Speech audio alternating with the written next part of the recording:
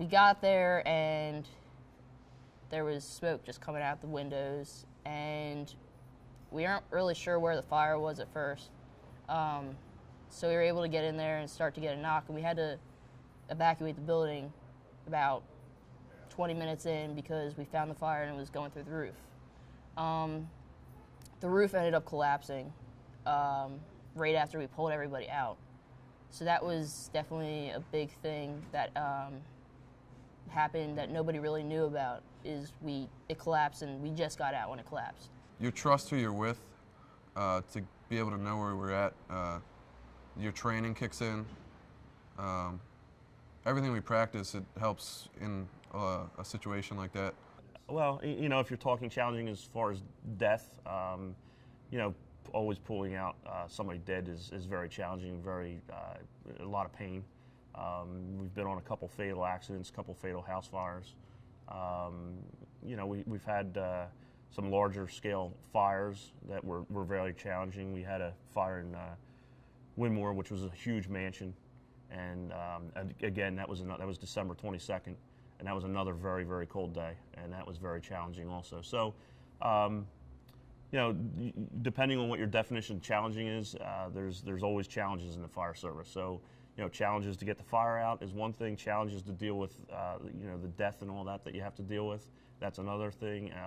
Challenge of making sure that the firemen and the guys that are there with you are okay with what's going on, seeing, you know, these issues that we see.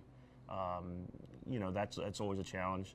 And, you know, I'm sure for everybody, the huge challenge we have is when a child is involved.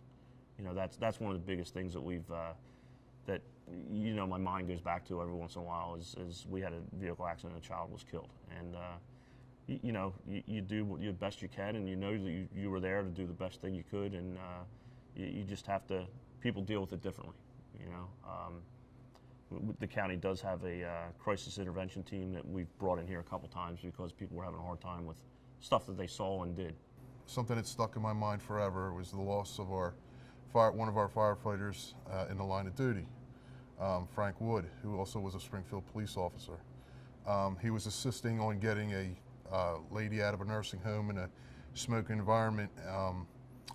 He carried her out later down and himself had a massive heart attack. That was a line of duty death. That's probably the most memorable time I've had here. It was upsetting. We had a lot of people, not a lot, we've had a few people that had to leave, but some came back just to get over it. But that was one of the things that I remember, and I'll always remember for the rest of my life.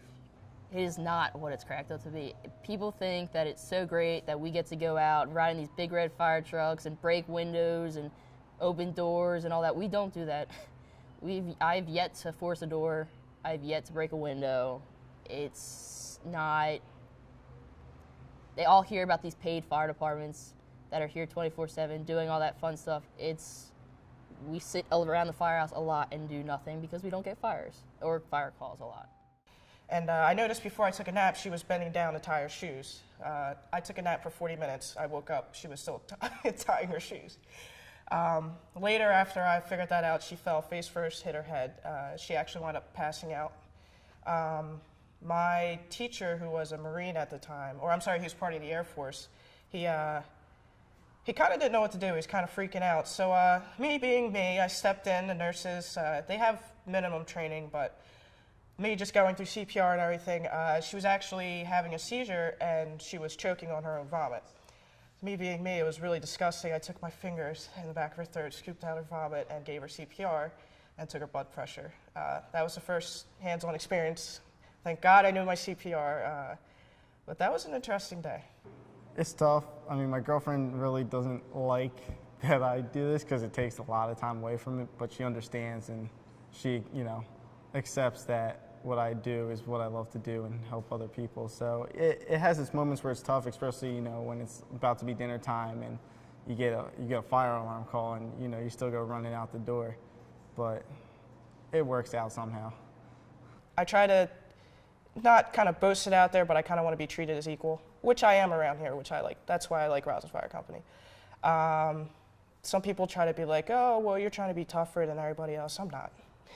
I'm just trying to be equal to everybody. It's fun because people do look at you differently. They do appreciate you differently. But it's something I've always wanted to do, and I'm not going to let anybody take it away from me.